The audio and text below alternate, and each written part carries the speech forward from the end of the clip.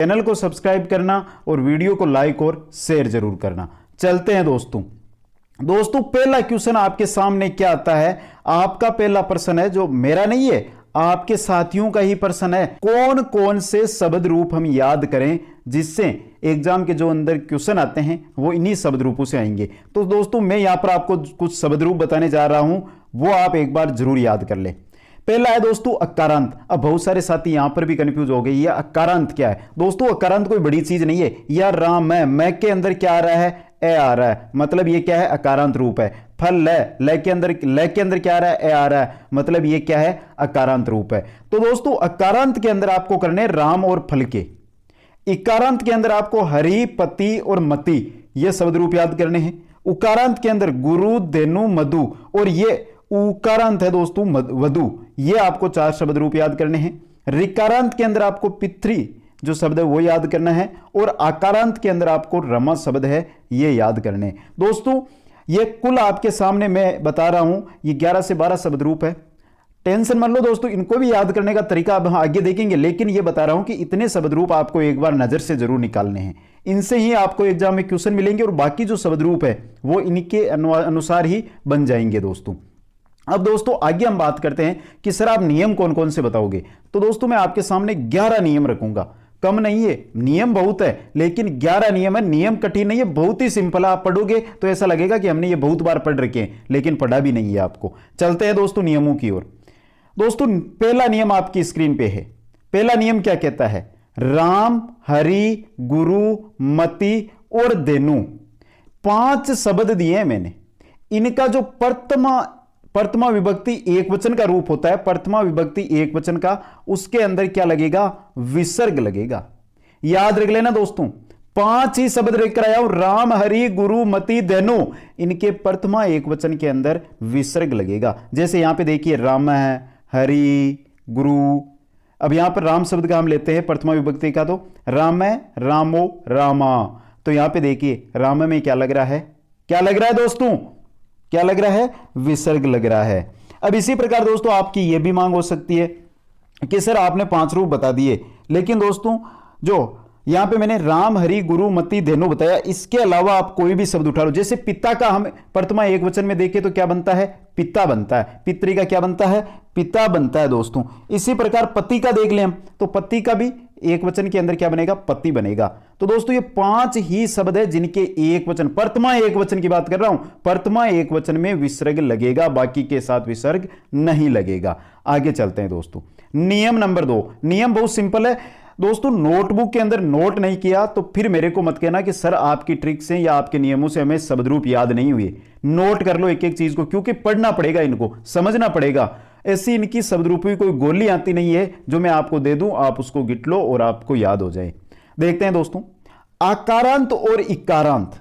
आकारांत मैंने बताए थे अभी आपको, आपका प्रश्न था उसके अंदर बताया था कि अकारांत, आकारांत, इकारांत, उकारांत, ऋकारांत। तो आकारांत और इकारांत जो शब्द होते हैं उनके प्रथमा एक वचन के अंदर विसर्ग नहीं लगता है।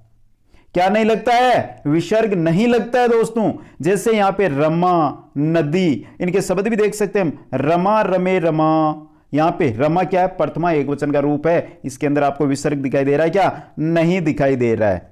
बात किसकी कर रहे हैं? प्रथमा एक वचन की। आगे देखिए, लक्ष्मी और 2 श्री, ये 2 शब्द है जो इनके साथ क्या लगेगा? विसर्ग लगेगा। शब्द है, 2 ही शब्द है, लक्ष्मी और री, आकारांत और इकारांत के दोस्तों। ये हो गया नियम नंबर 2। अब चलते हैं नियम नंबर 3 की ओर। बहुत सिंपल है।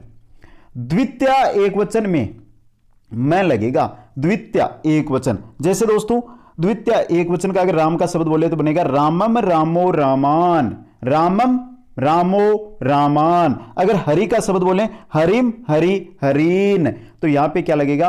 द्वितीय। यह आपका शब्द रूप बनाए तो यह हमारी प्रथमा हो गई। यह द्वितीय अगर शुरू होती है तो जो यहां पर शब्द आते हैं उसके अंदर क्या लगेगा? कोई सा भी शब्द रूप उठा लो, यह नहीं कह रहा हूं, फिक्स है, सभी शब्द रूप में मैं लगेगा, वो भी हलंत के साथ दोस्तों। आगे देखते हैं दोस्तों नियम नंबर 4। दोस्तों मैंने पहले बोला था एक बार में समझ नहीं आने वाले ये नियम, दूसरी बार वीडियो देखना पड़ेगा, लिखना पड़ेगा, तभी समझ में आएंगे। देखते हैं नियम नंबर 4। ए, ई, उ, री।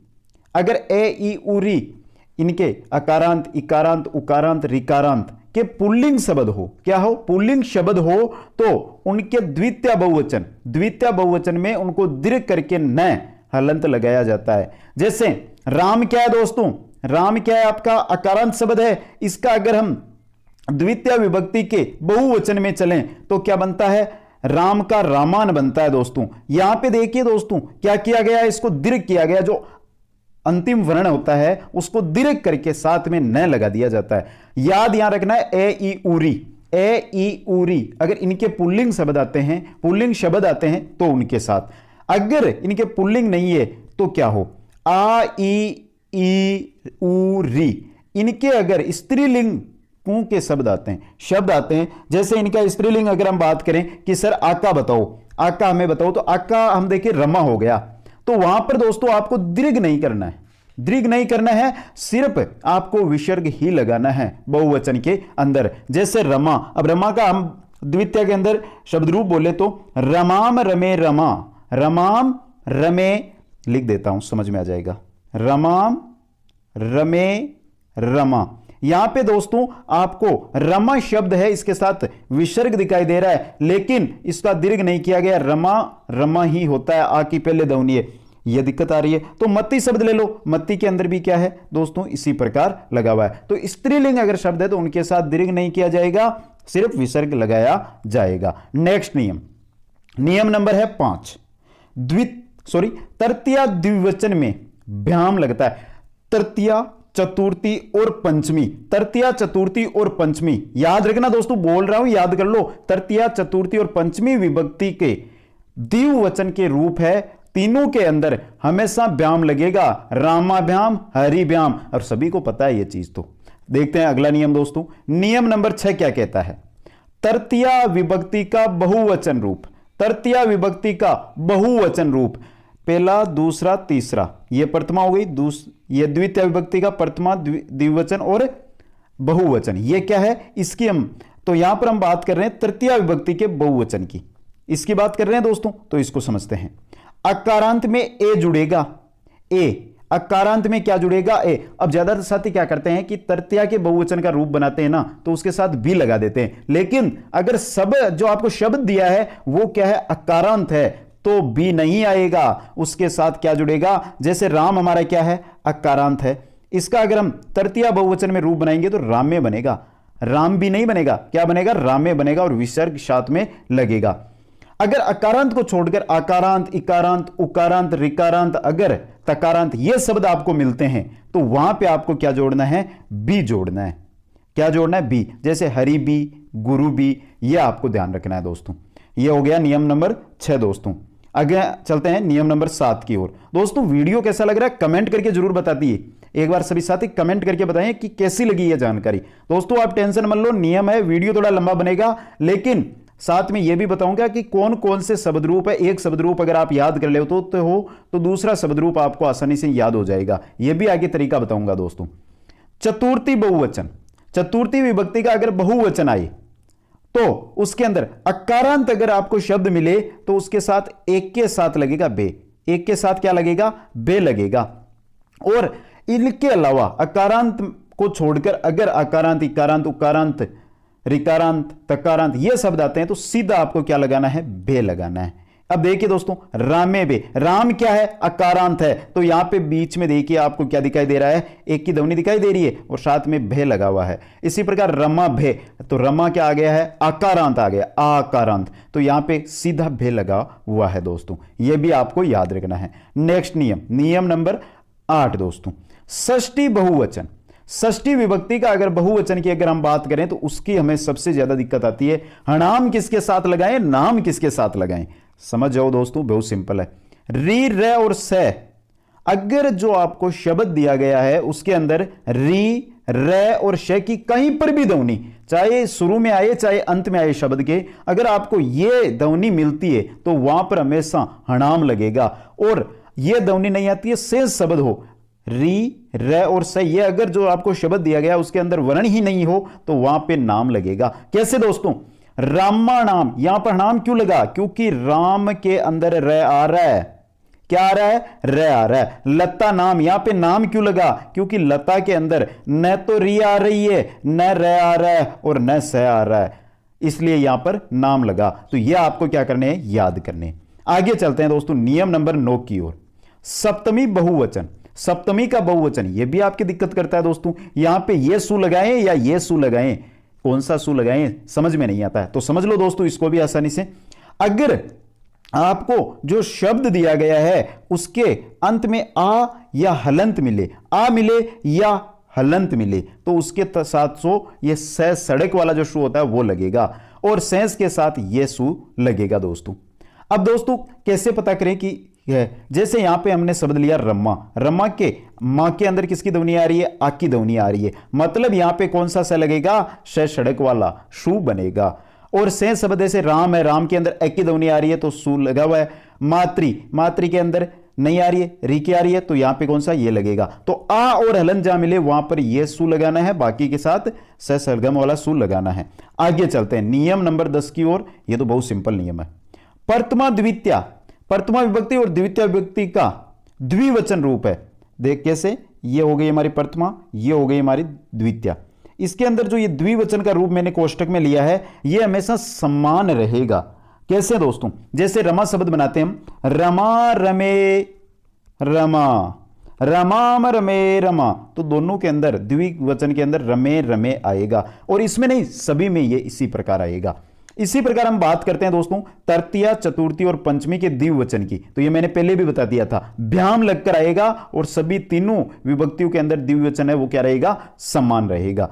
इसी प्रकार षष्ठी और सप्तमी का जो द्विवचन है वो भी क्या रहेगा, समान। जैसे रमा के अंदर रमैयो आता है, क्या आता है, षष्ठी द्विवचन के अंदर भी रमैयो आता है और सप्तमी द्विवचन के अंदर भी क्या आता है, रमैयो आता है, तो ये भी क्या रहता है, सभी के अंदर समान। तो नियम नंबर 10 है ना, इसके अंदर आपको द्विवचन के बारे में बताया गया है कि अगर आपने द्विवचन प्रथमा का याद कर लिया तो द्वितीया का सेम आएगा, तृतीया का याद कर लिया चतुर्थी पंचमी का सेम आएगा, षष्ठी का याद कर लिया तो सप्तमी का वही आएगा दोस्तों। आगे हम बात करते हैं नियम नंबर 11 की। नियम नंबर 11 क्या कहता है, प्रथमा विभक्ति में द्विवचन और बहुवचन, प्रथमा विभक्ति है हमारी, उसके अंदर द्विवचन और बहुवचन। अब हम सीधे ही चलते हैं संबोधन पे। संबोधन के अंदर हमारी द्विवचन और बहुवचन है, तो प्रथमा के अंदर जो द्विवचन बहुवचन है वही संबोधन के अंदर द्विवचन और बहुवचन के रूप आएंगे। आगे बता दूंगा दोस्तों उदाहरणों जो हम शब्द रूप पढ़ेंगे। तो ये थे नियम। अब बहुत सारे साथी ये सोचेंगे कि सर ने बता दिया लेकिन समझ तो कुछ नहीं आया, तो मैंने पहले बोला था लिख लो इनको और एक बार वीडियो वापस देखना, फिर समझ में आएंगे, क्योंकि मैंने खुद ने इन नियमों को 3 बार देखा था, समझा था, तब जाके ये नियम मेरे सभी नियम है जो मेरे समझ में आए और जो नियम है इनको मैं बना पाया दोस्तों। अब दोस्तों आगे हम देखेंगे कि कौन कौन से शब्द रूप है जिनको हम आसानी से एक को याद कर ले तो दूसरा है वो सेम ही होता है। पहले हम बात करते हैं राम शब्द। राम शब्द और फल शब्द ये दोनों लगभग सेम से होते हैं दोस्तों। अगर राम याद कर लिया तो फल आपको याद हो जाएगा। यहां पर बात ये होती है दोस्तों, राम शब्द है वो पुल्लिंग का है और फल शब्द है ये नपुंसक लिंग का शब्द है। यहां पर दोस्तों एक जानकारी और दे दूं, राम के साथ आप बहुत सारे शब्द है वो याद कर सकते हो, लेकिन जो इंपॉर्टेंट है आपको राम याद करना है, फल भी दोनों याद करने, इसलिए मैं बता रहा हूं कि इन दोनों को आप याद कर सकते हो। दोस्तों देखिए दोस्तों यहां पे देखिए दोस्तों, आपको अगर राम याद कर रहे हो तो राम के अंदर आपको प्रथमा और द्वितीय याद करनी पड़ेगी, फल के अंदर प्रथमा और द्वितीय आपको याद करनी पड़ेगी। बाकी तृतीया से लेके आपके सप्तमी विभक्ति है ये क्या रहेगी, समान रहेगी। राम है रामो हो रामा, रामम रामो रामान। यहां पे फलम फले फलानी, फलम फले फलानी, फल शब्द में प्रथमा और द्वितीय विभक्ति है वो क्या रहती है, समान रहती है। यहां पे देख लीजिए दोस्तों। अब यहां से आगे चलते हैं, रामेण रामाभ्याम रामे फले न आया है, यहां पे क्या आया है दोस्तों, फले न, और यहां पे न। बाकी शब्द प्रथमा और द्वितीय विभक्ति है वो दोनों के अलग अलग है। तृतीया के अंदर रामेण एक वचन के अंदर रामे हणे लगा हुआ है और इसके अंदर क्या लगा हुआ है, न लगा हुआ है। बाकी रामाभ्याम फलाभ्याम, रामे फले, रामाय फलाय, रामाभ्याम रामाभ्याम, रामे बे फले बे, रामात फलात, रामाभ्याम फलाभ्याम, रामे बे फले बे, रामस्य फलस्य, रामयो फलियो, रामाणाम, यहां पे क्या आ रहा है, नाम आ रहा है। क्या आ रहा है दोस्तों, नाम आ रहा है। रामे फले, रामियो फलियो फलियो, रामेशु फलेसु। हे राम, हे रामो, हे रामा, हे फल, हे फले, हे फलानी। तो यह शब्द रूप है जो इस प्रकार याद कर सकते हो। आगे चलते हैं। इसी प्रकार आप दोस्तों कौन से शब्द रूप क्या याद कर सकते हो, हरि और मति शब्द। हरि और जो मति शब्द है, अगर हरि याद कर लेते हो तो मति शब्द रूप है वो आपको क्या हो जाएंगे, याद हो जाएंगे दोस्तों। और इसी प्रकार आपके सामने है दोस्तों इनको मैं बोल के बताऊंगा तो यही चीज आपको किताब में मिलेगी, वहीं पर लिखे हुए हैं और वही चीज मैं बता रहा हूं। सेम से शब्द है, थोड़ा सा एक या दो या तीन शब्दों में आपको अंतर जरूर देखने को मिलेगा, तो वो आप क्या करें, नोट कर लें, उन पे टिक कर लें, लाल पेन से लिख लें, जिससे अलग का आपको पता चले। गुरु शब्द, गुरु शब्द और देनु शब्द है, ये भी क्या लगभग सेम से हैं दोस्तों, तो इनको भी आप आसानी से याद कर सकते हो। तो ये हो गए हमारे शब्द रूप दोस्तों। अब बहुत सारे साथी मेरे सामने ये कमेंट लेकर आएंगे कि सर आपने तो शब्द रूप बता दिए, लेकिन आपने बहुत ही कम नियमों के अंदर जो एक वचन है उसके एक वचन के प्रथमा से लेकर सप्तमी तक कोई नियम नहीं बताया। तो दोस्तों एक वचन है वो अगर आप राम शब्द याद कर लेते हो, हरि शब्द याद कर लेते हो, गुरु शब्द याद कर लेते हो, इन तीनों में अगर आपको प्रथमा जो आपके एक वचन के रूप है वो सभी में आपको लगभग सेम से ही मिलेंगे दोस्तों।